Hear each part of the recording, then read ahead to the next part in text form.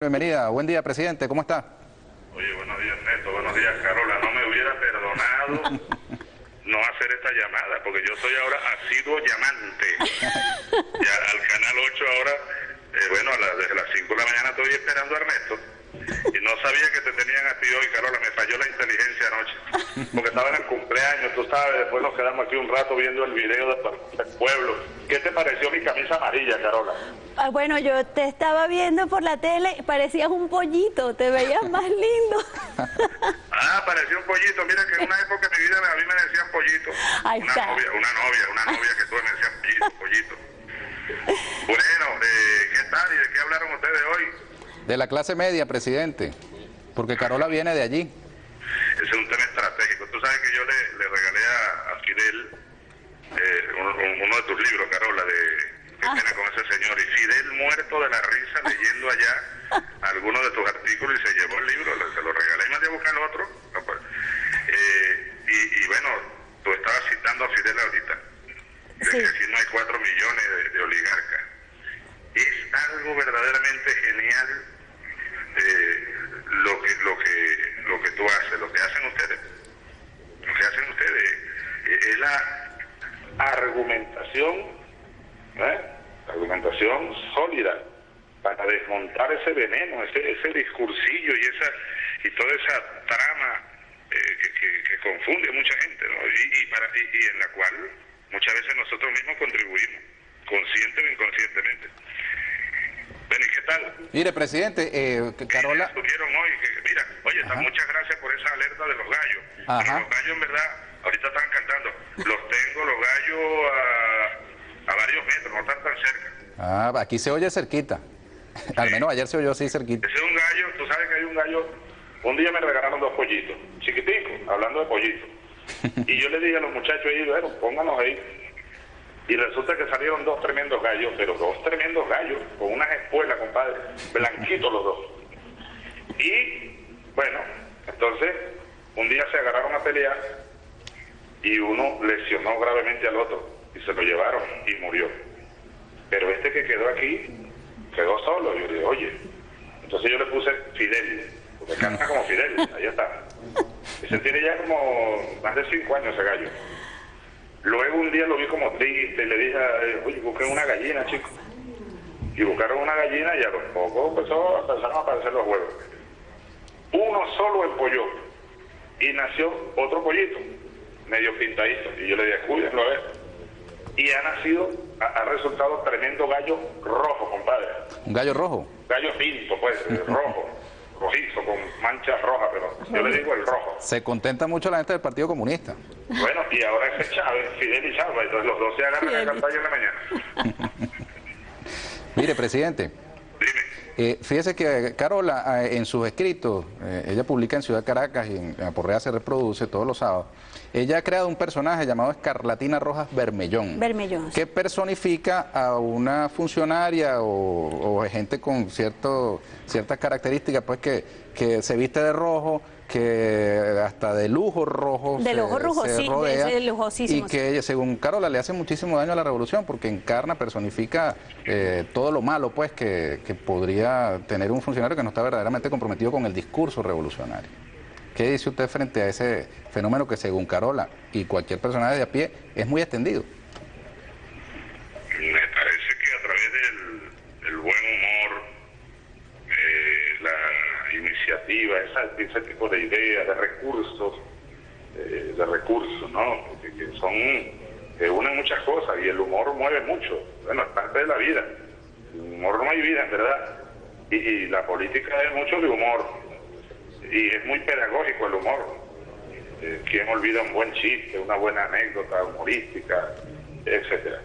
Pero yo creo, mi opinión ahora, fíjate que yo no he visto muy bien el personaje, no lo he analizado, pero sí conozco a Carola y sus ideas y sus líneas pues, de ataque, digamos, discursivo. Ahora leyéndole de manera más orgánica en el libro, le agradezco mucho, Carola. Ahora, yo invito a que demos esa batalla, que sigamos el ejemplo que Carola dio, porque en verdad hay personajes, hay actitudes, más que personajes, ¿no? que hacen daño a la revolución, como el cuento ese tuyo del perro calientero. Mira, del perro calientero amigo, no, estaba contando ahorita, correcto. Mira, un día me dijo Antonia Muñoz, era todavía gobernadora de Portuguesa, cuando esos días de la reforma, bueno, que no logramos aprobar, donde nos derrotaron, aunque eso fue prácticamente un empate, ¿no? Pero bueno, perdí. ¿Qué pasó? Me decía Antonia, en una reunión de gobernadores, o yo fui por Guanare, por Acarigua, algún evento, y me dijo, mire, presidente, esta cosa es terrible. Aquí hay mujeres en Portuguesa que son nuestras incluso, y en una reunión hace poco, alarmada, bueno, me preguntaban si es verdad que vamos a prohibir el uso de la ropa interior femenina, o el uso de unas jóvenes, que sí, el uso de la minifalda, ¿no? Y me dijo que ella investigando se consiguió con que de manera ingenua, o no se sabe si infiltrado, gente nuestra o supuestamente nuestra, mujeres, andaban regando eso por allá. El tema de la patria potestad, hay gente que lo creyó de verdad. Es el terrorismo, pues convertido en idea. Entonces, por eso insisto en la argumentación. Mira, leyendo a Nietzsche esta mañana, ahí está, hay una, por aquí lo tengo, déjame ver si consigo la frase, porque es una frase demoledora, cuando habla de la voluntad del poderío. A ver si lo consigo, por aquí tengo el proceso orgánico, y está, de este sentido, instinto de conservación, él habla de las creencias, una cosa, el proceso orgánico, dame un minutico porque quiero llegar al... Mire, presidente, mientras usted busca...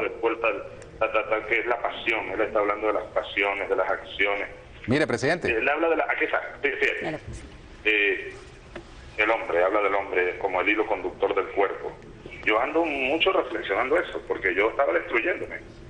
Yo estaba destruyendo mi propio cuerpo, de manera inconsciente. Ahora no, ahora comenzó un proceso de reversión. Si el cuerpo físico, bueno, es el asiento del alma, del espíritu, del ente, o como se llame. Sin el cuerpo, ¿cómo? Es el conductor de la vida, es el receptáculo de la vida. Entonces uno tiene que querer el cuerpo, respetarlo desde la uñita hasta el corazón. Uno tiene ahí un estómago, uno tiene ahí un sistema circulatorio, y se olvida de eso, Ernesto. Muchas veces, ¿no? Ahora, fíjate lo que dice aquí. La filosofía está... Pero, ¿qué significa en última instancia, comillas, firmeza en la creencia? Una firme creencia, aquí viene la frase, una firme creencia podría también ser una estúpida creencia. Hay muchas creencias que la gente tiene que son estúpidas, que son grandes mentiras, grandes falsedades, hay que desmontarlas.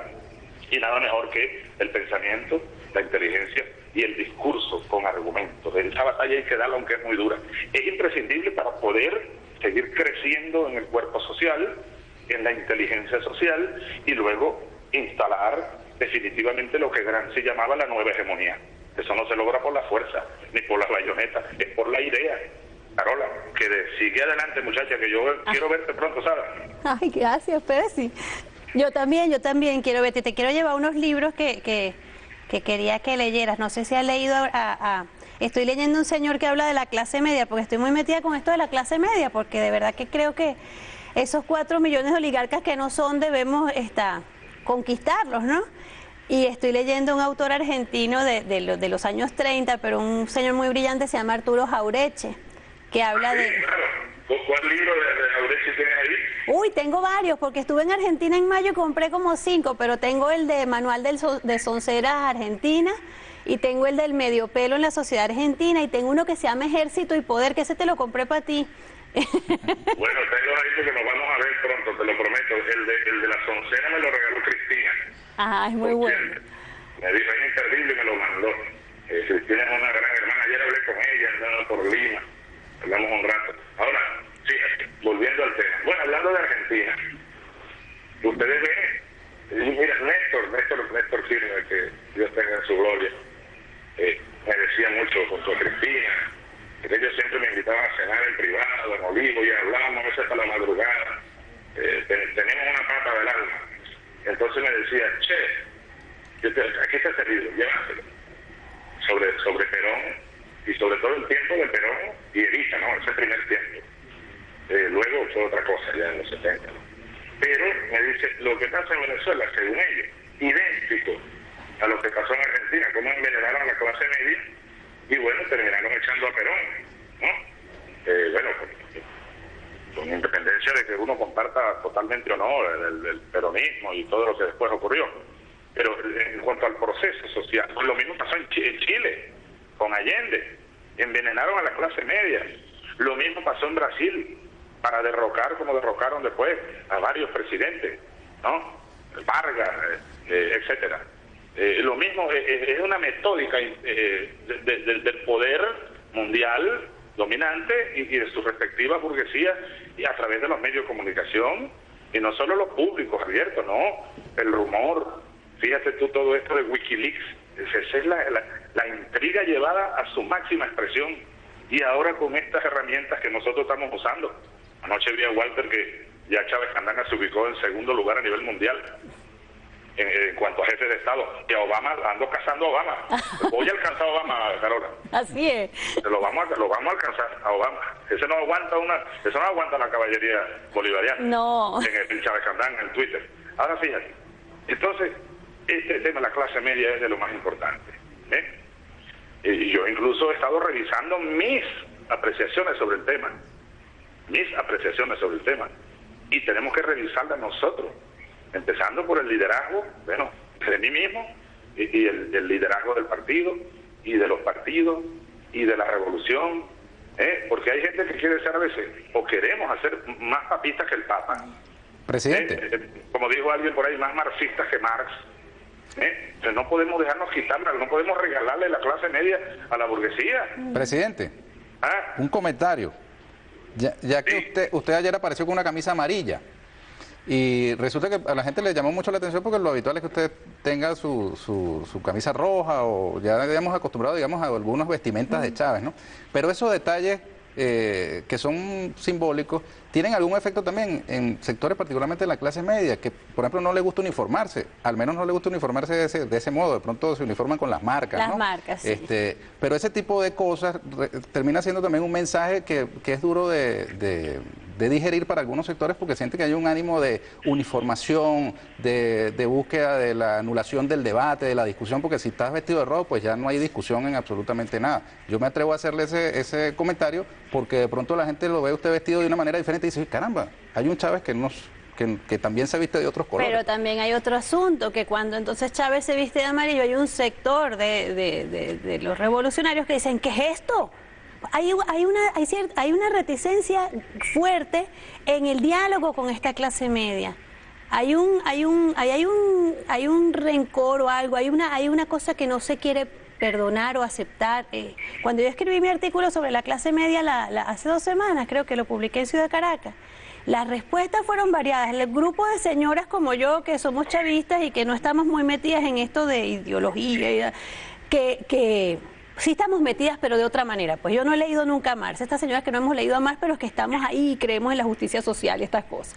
Ellas estaban encantadas. Sí, nos están reconociendo aquí en este artículo. Pero amigos míos que tienen mayor formación ideológica y que son de la clase media decían, no hay conciliación con la clase media. Entonces decía, pero espérate, tú me estás escribiendo desde tu casa, con tu carro parado enfrente, con tus hijos en el colegio, con tu computadora. ¿Tú a qué clase perteneces? Porque entonces hay que definir sectores medios, clase media, como los llamen. Pero es que hay un grupo que se está autorrechazando y rechazando que su vecino venga y se una a nosotros. Esto es una cosa complicada. Chávez vestido de amarillo es como Chávez sacando el crucifijo, que aquello dio mucho de qué hablar, ¿no? Mira, presidente, yo cojo la colita y con esto me callo para darle la palabra. Hay otra cosa que hace mucho daño, que son ciertos escarlatinos y escarlatinas en la administración pública, particularmente, que no es mentira que a los empleados los obligan a ir a las marchas vestidos de rojo. Ese tipo de cosas causan, en lugar de adhesión... Perdóname que no te oí bien. Dime. Que hay escarlatinos y escarlatinas, usando la definición el personaje, sí. Sí, que obligan a sus subalternos a vestirse de rojo para ir a una marcha. Y entonces es un espejismo, porque ese que obligan a vestir de rojo no es chavista. ¿Entiendes? Peor, sí son. Más bien se espérate. siente compelido a No, son a chavistas. sumarse. Entonces, yo conozco unos señores que hacen trabajos de mantenimiento en las carreteras en Margarita, que ellos van todos los días con sus machetes y cortan el monte. Y un día van a trabajar y le dicen, no, váyanse, pónganse las camisas rojas que vamos a la Asunción, que hay una concentración de no sé qué cosa. Y ellos son todos chavistas, pero entonces los montan en el camión, los llevan para la Asunción y no sabían ni a qué iban. Entonces después me comentaban y me decían, pero si yo quería ir, a mí lo que me da rabia es que me lleven como ganado, porque yo hubiera ido, a mí me dicen, mira que hay una concentración por lo que fuera, yo voy porque yo soy chavista. Pero Bueno, fíjate, no, eso da para mucho, eso da para mucho. Eso da para mucho y me permite, ¿cuántos minutos tenemos, Ernesto? Pues no quiero sabotear ahí Lo que usted diga, presidente, porque estamos en época de vacaciones escolares. Acuérdate que tengo caminata ahorita, pero 10 minutos, pues, fíjate. Unos 10 minutos, tengo el médico ahí mirándome de reojo ya, el gran Pancho ahí, y el gallo más allá. Tengo rehabilitación, después desayuno, caminata. Bueno, me sacaron la sangre hoy. Estaba sacándome la sangre y chequeándome. Tengo la tensión de carajito, pues. Tensión de carajito. Anótalo ahí, tu vaso. Tensión de carajito de 16. Sangre, te la acaban de llevar, pero eso va a salir perfecto, tú vas a ver. Entonces, fíjate, tú sabes que utilizan una estrategia. Todas las muchachas que sacan sangre son hermosísimas. Vino una muchacha ahí y yo le digo, qué belleza, qué belleza. Qué suerte. Una india, bella, venezolana del equipo. Tengo aquí equipos cubanos, venezolanos. Aquí estoy viendo 3 cubanos, más allá 4 venezolanos. Mira, de verdad que un aplauso del país para ellos pido. No duerme, mira. Pero te digo que yo estoy durmiendo aquí en tal lugar y hay una enfermera ahí a 4 metros. Me voy para el baño, está detrás. Es una cosa esmerada. Es una cosa extraordinariamente humana, que a mí me ha conmovido, ¿verdad? Te lo juro, te lo digo, de todo mi corazón.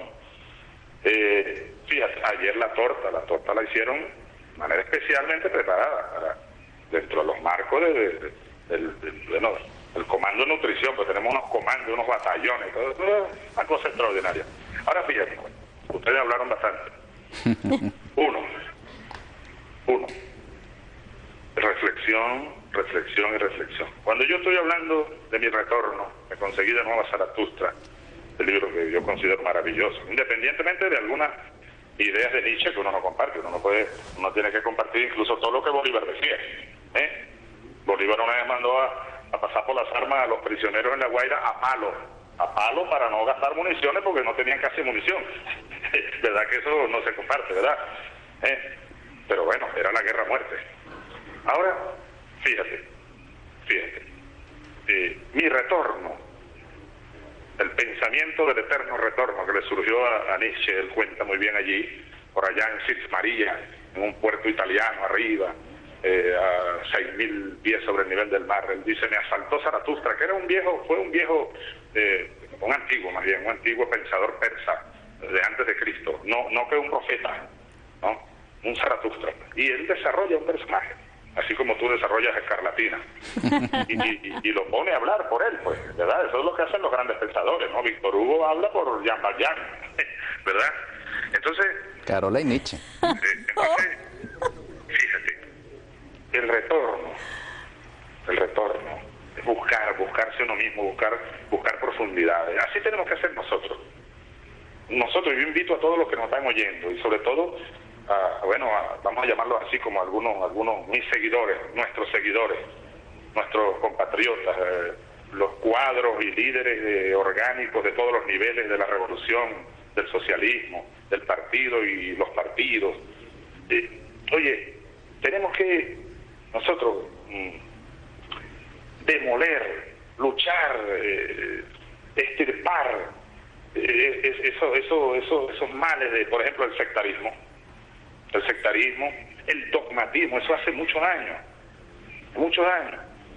Y yo creo que lo que ustedes estuvieron reflexionando sobre el rojo, el uso del uniforme rojo, la camisa amarilla o no, las respuestas de algunos amigos o copartidarios, etcétera, ante tus artículos X, Y, Z de la clase media, tienen un centro de gravedad negativo, que es el sectarismo. el sectarismo, el dogmatismo, y eso hace mucho daño, eso hay que combatirlo, también con mucho argumento, mucha discusión, muchos argumentos. El tema de la camisa amarilla ayer en verdad no tenía ninguna intención política, clase media, pues no, fue más bien espiritual, y bueno, yo ando cambiando radicalmente mi vida, radicalmente, yo estoy comenzando una nueva vida, en verdad, os digo. Y entonces estaba que si me ponía el uniforme, que si me ponía, y entonces yo mismo le dije a los muchachos, no, le dije a mi hija Rosa que estaba aquí, y hasta la enfermera, ayúdenme aquí a buscar entre este poco de camisas que a uno le manda. Y entonces salió una verde, verde se parece a la militar, salió amarillo pollito, dije, esa es amarillo pollito, chicos, amarillo pollito, y un pantalón beige, y hasta el zapato, los zapatos eran claros, que yo nunca me pongo esa ropa, nunca. Esa camisa estaba ahí, el pantalón sí me lo puse una vez, tal. Bueno, ahí salí. Entonces, pero es un poco eso, es Chávez, no es que es otro Chávez, soy yo mismo, pero es como una nueva etapa de mi vida, más diversa, más reflexiva, más multifactorial, si quieren llamarlo, etcétera. Ahora, ¿qué impacto en la clase media, en los sectores X, Y o Z nuestros? No sé, pero yo sí creo que de ahí se puede derivar muchas cosas. ¿Por qué tenemos que andar todo el tiempo de camisa roja? Mira, les voy a contar en un minuto una visión de espanto que me dio a mí un día en la sabana, lejos por allá. No voy a decir dónde para proteger inocentes. Eso fue comenzando. Recuerdo que era un rescate de tierra. Y estamos en medio de una polvareda por allá. Eneas Perdomo cantando fiesta, no sé dónde, en el Orsa. Llegó y aquí hay gente a caballo, gente a pie. Sabanas de Barinas por allá. Y yo lo que conozco, bueno, mucho esos llanos y ese pueblito, una costa pura por allá. Entonces de repente veo mucha gente, y una polvareda. Y de repente anuncian que me viene a saludar uno de los líderes del partido del MBR, Quinta República. Secretario General de Quinta República saluda al comandante, no sé qué más. Y así como una figura fantasmal entre la polvareda y el arpa, aparece por el medio a saludarme. Yo lo saludé con mucho respeto. Con camisa roja y boina roja, una persona respetada por mí, por supuesto, como ser humano, sin duda, pero que 15 años antes y durante mucho tiempo antes fue secretario general de Acción Democrática en ese pueblo. Desde que lo conocí de joven, pues, creo que desde estudiante de bachillerato en Barinas, él no terminó, fuimos grandes amigos, jugamos pelota, y se devolvió a su pueblo y se hizo líder adeco, y líder mañoso de aquellos que le cobraba a los campesinos para conseguirle un crédito, le quitaba la mitad de la plata adelante. Cuando yo veo aquello, recuerdo que tenía a mi hermano Adán, mi sucesor, según los laboratorios escuálidos. Adán era presidente del Instituto de Tierra, y yo me agarré de Adán y le dije, Adán, me da espanto, mira quién viene ahí. Adán no lo conocía, más o menos referencia. Entonces, mira, en verdad yo digo, esa gente que anda ropa interior roja y no sé qué más roja, pudiera ser sospechosa. Y me perdonan, ¿no? Me perdonan. Lo mismo pasa, yo lo he dicho varias veces con la palabra socialismo. El socialismo hay que construirlo, no es que Arepera socialista. Por allá estaba un alcalde nuestro y yo pasé y no, que vamos a acompáñenme a inaugurar la avenida socialista. Le dije, no hagas eso. A un día de esto le van a poner el bar socialista. Y entonces con eso mucha gente pudiera, de manera incluso inconsciente, sin nada perverso de por medio, lavarse las manos y decir, ya yo soy alcalde socialista, ya cumplí porque tengo mi avenida socialista. Una gran mentira, una gran estupidez, y además sería la perdición del proyecto. Entonces todo esto tiene una esencia vital para nuestro proyecto. Tenemos que abrirnos a esos sectores, bueno, del sector productivo privado. Antier estaba Elías, yo le instruí que se reuniera para hablar sobre la ley de costos, y bueno, y salí al aire también por teléfono y le hablé, y yo sé que mucha de la gente que estaba ahí no son revolucionarios, hay otros que sí lo son. Ahora, que uno oye entonces las críticas de algunos compañeros que incluso son generadores de opinión, y yo los respeto, pero entonces cada vez que hay un acercamiento mío o de mis ministros a esos sectores de reuniones privadas o públicas, sobre todo públicas, y uno los llama que se incorporen, por ejemplo, a Fede Industria o a sectores productivos regionales que tienen agrupaciones, ganaderos que tienen sus fincas privadas, pues, como Belandia, que tiene Ganaderos por Venezuela, Asociación de Ganaderos de Venezuela, o Cudemo, que tiene la cosa de los cochinos de Venezuela, o Quijada, que tiene el otro. Sí, tiene una trayectoria. Entonces empiezan a criticar, que uno lo respeta, pero llama a la reflexión. No, que esa es la conciliación burguesa. No es ninguna conciliación. Es que nosotros no tenemos, el proyecto bolivariano socialista no tiene en sus planes la expropiación de la pequeña industria, de la pequeña empresa. Lo que sí teníamos y tenemos en nuestros planes fue lo que ayer veíamos, por ejemplo, como resultado de ese plan en marcha. Nosotros recuperamos, nacionalizamos la faja petrolífera del Orinoco.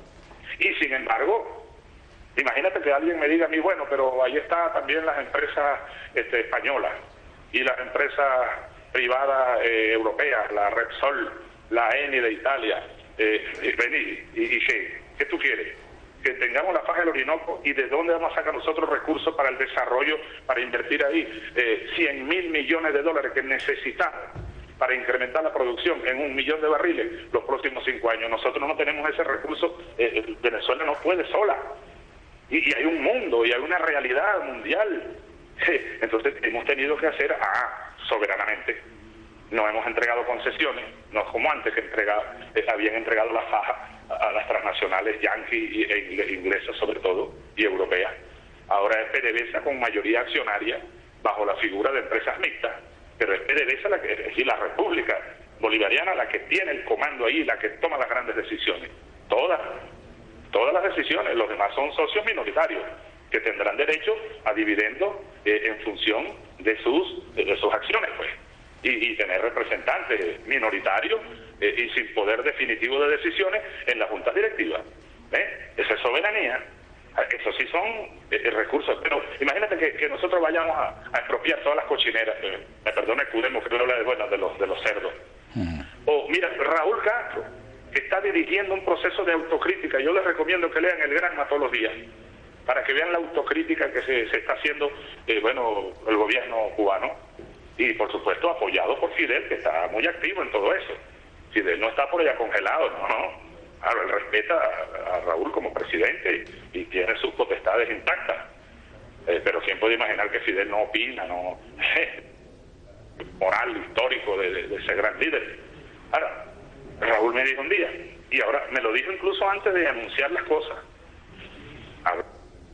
Él me dijo, Chávez, mira, aquí hasta las funerarias son del Estado.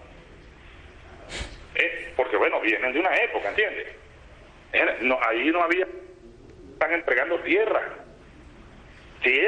a pequeños propietarios, a cooperativas que no son de propiedad social, cooperativas como cualquiera de aquí, que reciben la tierra y reciben crédito.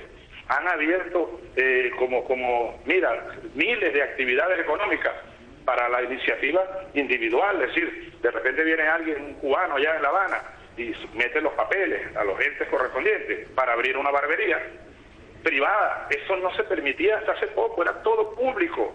Imagínate tú la complicación de eso. Si Cuba, después de 60 años de revolución, está haciendo esas revisiones, alguien va a decir, Cuba está traicionando el socialismo. Si tú lo quieres decir, ni siquiera te has leído a Carlos Marx, mucho menos a Vladimir Lenin, y todo el papel de ese sector, de la propiedad. Ahora, nosotros tenemos ahí un desarrollo teórico en la Constitución bolivariana y en las leyes, la propiedad social, la propiedad privada, la propiedad individual, la propiedad colectiva. En sí, tenemos que reflexionar e introducir cambios en nuestro discurso y en nuestro accionar, porque además no tenemos eso previsto. No es justo que nosotros le demos más bien fuerza a la tesis perversa de la burguesía de que vamos a expropiar aquí las carnicerías, las areperas, la fotocopiadora, el pequeño comercio. Eso no está previsto, entonces no es justo que nadie en este país lo crea. Tenemos que convencerlo de nuestro verdadero proyecto. Ese sector nos hace falta y queremos más bien darle crédito. Los que quieran hacer empresas mixtas con el Estado, vengan a hacer empresas mixtas, pero hay que desarrollar un sistema económico, productivo, diversificado. Lo mismo las madres de familia, los padres de familia.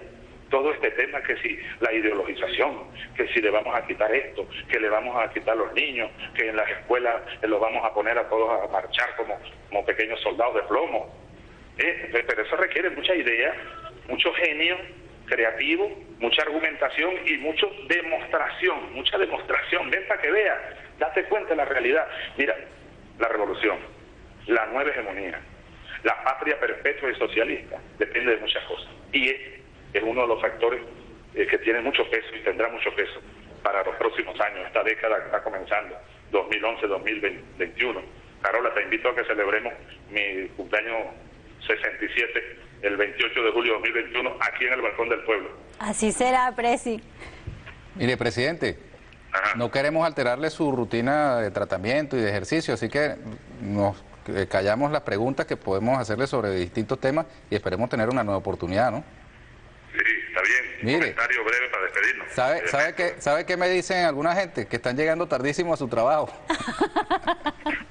Pues no se pueden perder la intervención. Pero menos mal que hay mucha gente en vacaciones ahora.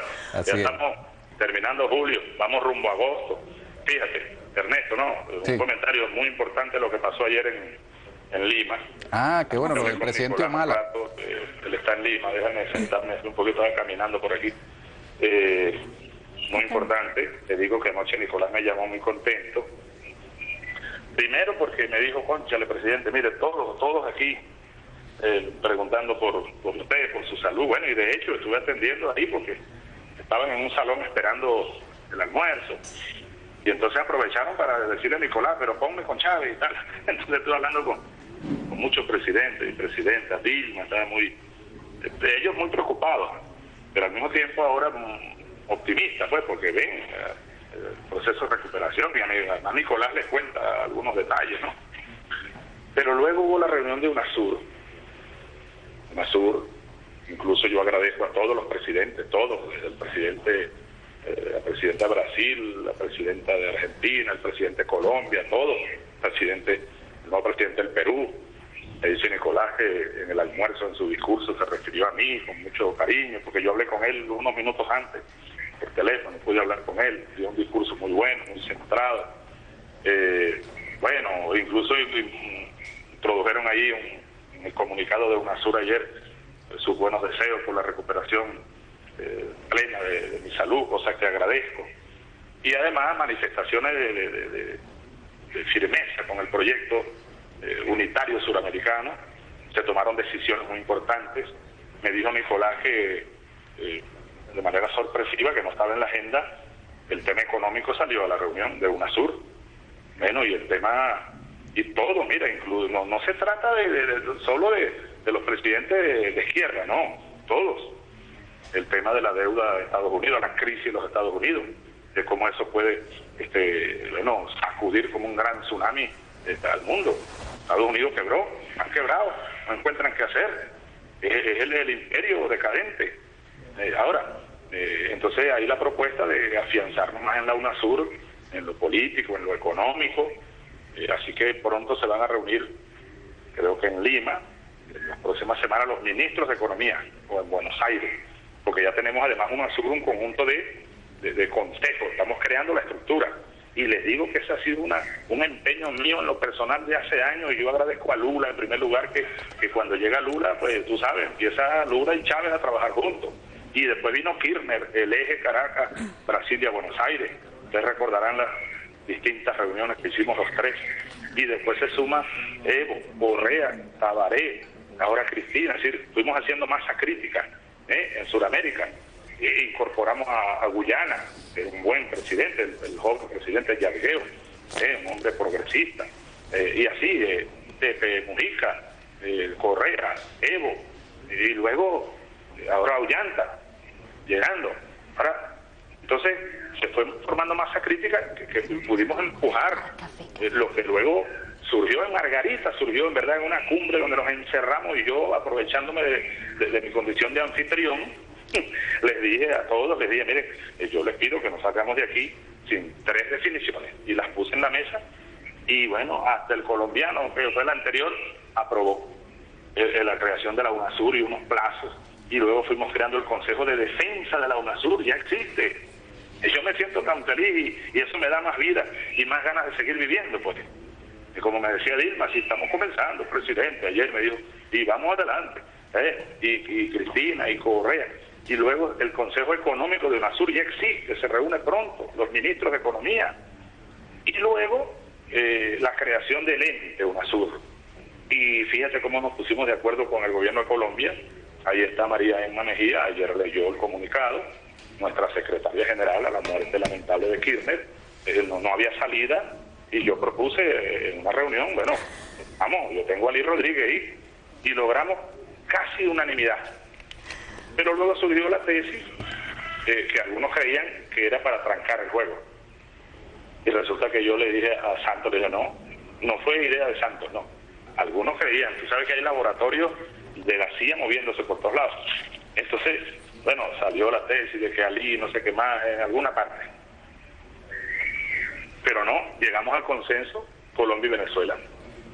Y asumió María Emma, que es una buena compatriota colombiana, fue ministra de Samper, que ha sido amigo nuestro, nos ha defendido, ha tenido el coraje de hablar en Colombia defendiendo a este gobierno, muchas veces.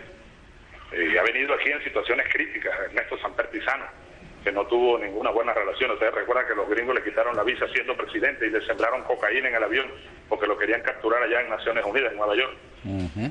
Luego, María Emma asumió por 1 año y a Ali le toca asumir en mayo. Pero están trabajando los dos de manera muy coordinada. Ella, anoche me dijo Nicolás que ella llegó, le dijo, dígale al presidente Chávez que lo quiero visitar. Ya le puse una fecha, quiere venir. Estamos creando UNASUR y la sede se está construyendo allá en la mitad del mundo, en Ecuador, un edificio de UNASUR. Ya basta de que tengamos que irnos todos a Nueva York, a Washington, que si la OEA, las Naciones Unidas, es nuestra América. Yo por eso, yo le decía anoche a unos amigos aquí, oye, si no hubiera sido por Fidel, esta mañana fue, conversando con los médicos y las enfermeras, rememorando cosas, porque Fidel me paró en seco a mí. Fidel me paró en seco. Anoche hablé con Raúl un rato, allá en La Habana, ahorita cuando yo fui, yo me venía al otro día. ¿Y cuál era? Se los confieso, yo andaba con unos dolores muy raros y muy feos, y yo tenía sospechas, pero yo estaba simulando esta Carola, disimulando dolores, ¿sí? Y además me llevó una excusa perfecta, me lesioné la rodilla y entonces yo mismo tenía esa es la rodilla, y el nervio no sé qué más, pero no, la cosa se complicaba, pero ¿sabes lo que a mí me tenía ahí con un dilema? El 5 de julio, yo pensaba, yo voy a llegar 5 de julio, llévenme ahí, y el 7 de julio me hago todos los exámenes que quieran. Pero era la cumbre de la CELAC. Yo decía, eso no se puede caer después de 10 años de lucha como por estos dolores. No, yo tengo que aguantar ahí. Después del 7 me llevan para donde me quieran llevar. Me hacen lo que quieran hacerme, pero yo llego hasta el 7. Ya quedaba menos de un mes. Yo llegué a Cuba el 8 de junio, el 9. Y cuando me detectan como lo detectaron, yo creo que solo la autoridad moral y el ejemplo de Fidel y su capacidad persuasiva me persuadió de que aun cuando la cumbre se cayera, yo tenía que operar, porque estaba en peligro, en grave peligro. Y fíjate dónde llegó la cosa, cáncer. Quizás si yo espero ese mes, colapso. Porque además era un mes muy duro, los desfiles, el bicentenario, yo quería tanto esas actividades, no me quería perder ni una sola. Y luego la cumbre en Margarita, que iba a ser en Margarita, y ya habían confirmado 30 jefes de Estado. Y teníamos una agenda, pero muy intensa. Ahora, Presidente. Y ya Nicolás me dice que la mayoría van a consultar, por supuesto, Cancillería, su agenda, pero Dilma me dijo ayer, lo que usted diga, el 9 de diciembre, Ayacucho, y Cristina cuenta con mi apoyo, y Correa, y Ollanta también. O sea que el 9 de diciembre es lo más probable.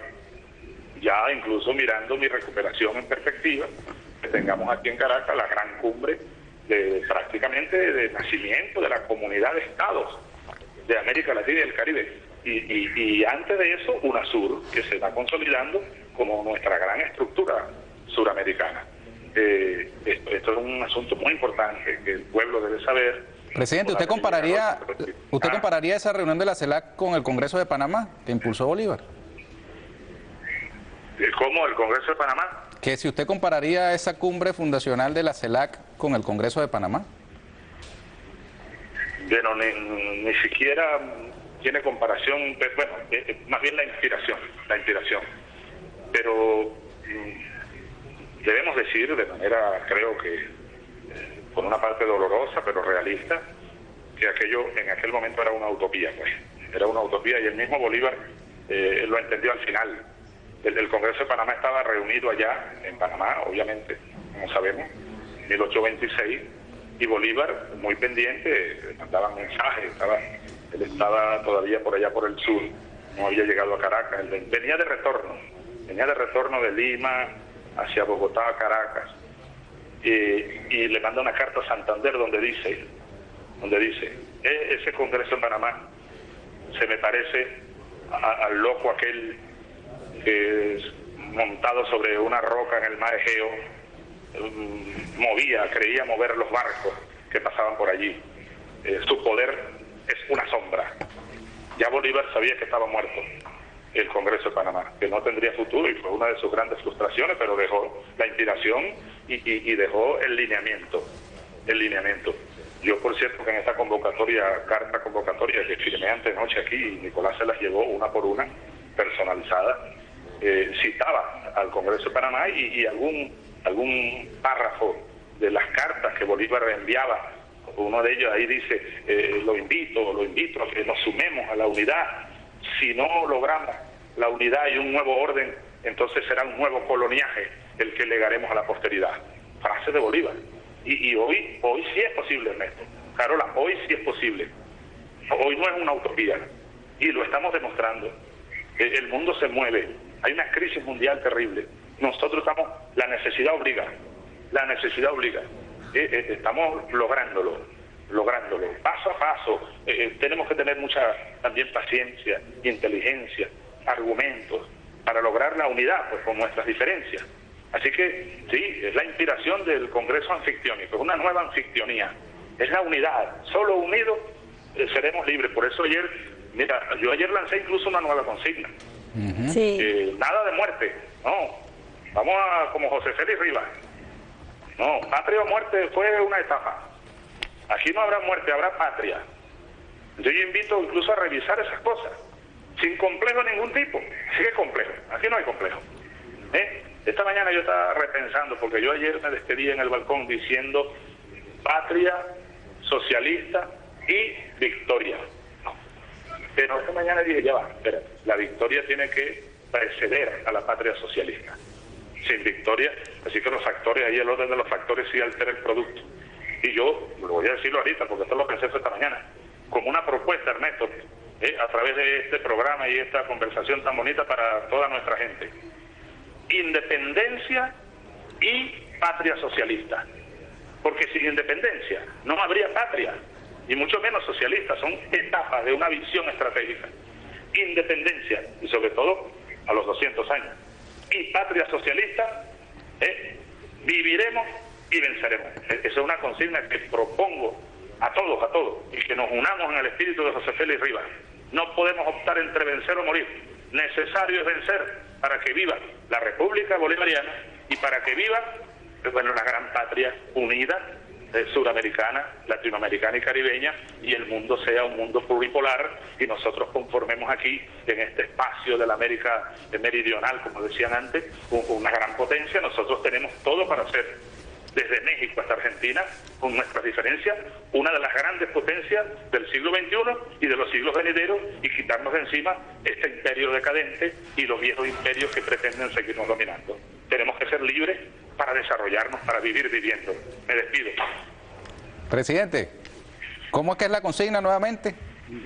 Independencia, patria socialista. Propongo independencia y patria socialista, viviremos y venceremos. Propongo eso. Y que dejemos el sectarismo, todos con Carola. Con Chávez, El carolismo chavista. Mira, yo creo que tú eres prima mía, Carola. Yo creo que tú eres chavista por mí. Yo lo creo, soy carolista chavista, mira, pero vete la nariz, esa nariz perfilada y hermosa. Esa narizota, mira. Sí. La nariz, mira, sí, la nariz. Somos por lo menos primos, chicas. Yo creo que te sí. Quiero. Yo también, pero te adoro. Saludos a todos los Chávez de tu chaverío. Mire, presidente, Dime. ya usted tiene que irse a su tratamiento, a su rutina, pero es que no puedo dejar de preguntarle rapidito sobre la juramentación del presidente Humala, que él juró por los principios de la Constitución del 79 y no la del 93 que la hizo Fujimori. Eso al menos a mí me recordó a Hugo Chávez jurando sobre la moribunda del 61. Tú sabes que yo antes te lo había comentado acá, yo no estaba muy enterado y él me comentó cuando nos visitaba. Y yo me puse a buscar y en verdad primero lo hizo con un gran coraje porque él plantea la reivindicación no solo de esa Constitución y sus valores, sino que además él plantea y tiene su tesis. Tú sabes que Ollanta es un soldado que ha estudiado ciencias políticas y fíjate el discurso con una claridad y una contundencia, ¿no?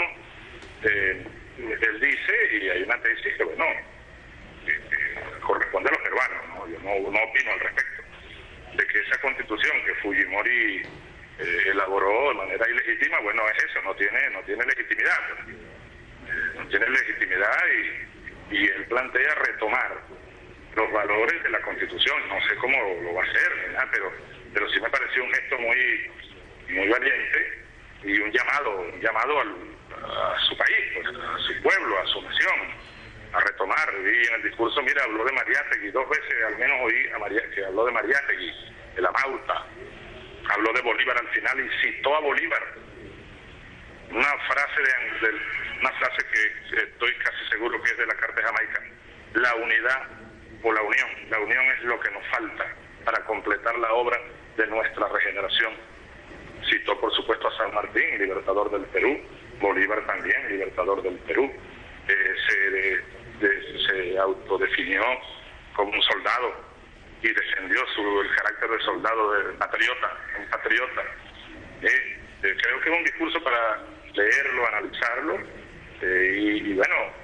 y acompañar desde aquí el nuevo proceso que se abre de manera muy soberana en el Perú. Habló de Mariátegui y la cita aquella de que no vamos a copiar modelos, sino que nuestro modelo peruano nuevo, que él ahora impulsa, va a ser ni calco ni copia, sino creación heroica. Citó textualmente a Mariátegui, también incluyó algunos pensamientos, alguna inspiración de Aya de la Torre. Es un hombre que ha estudiado, es un hombre joven, dinámico. Su esposa Nadine yo se lo dije a Nadine después, mira Nadine, no, para mi vista y mi alma no pasó desapercibido tu presencia, tu niño, tienes 3 niños hermosos, uno chiquitico, y una gran esperanza de que le vaya bien. Él y sus circunstancias, pero fue un día esplendoroso la toma de posesión de Ollanta. Yo le dije incluso por teléfono, mira, Ollanta, para mí eso ha sido otro Ayacucho, ahora habrá que consolidar, que Dios te acompañe, y viva el Perú, digo desde aquí. Perfecto. Bueno, presidente, no sé si tiene algún comentario sobre la actitud de Alan García, que no quiso participar en la ceremonia, entregó la banda y se fue. No, ningún comentario. Perfecto. Viva el Perú, viva Ollanta y viva la unidad y la UNASUR. Me despido, me voy. Gracias, presidente. Muchas gracias por su contacto. Chao. Bueno, gracias al presidente.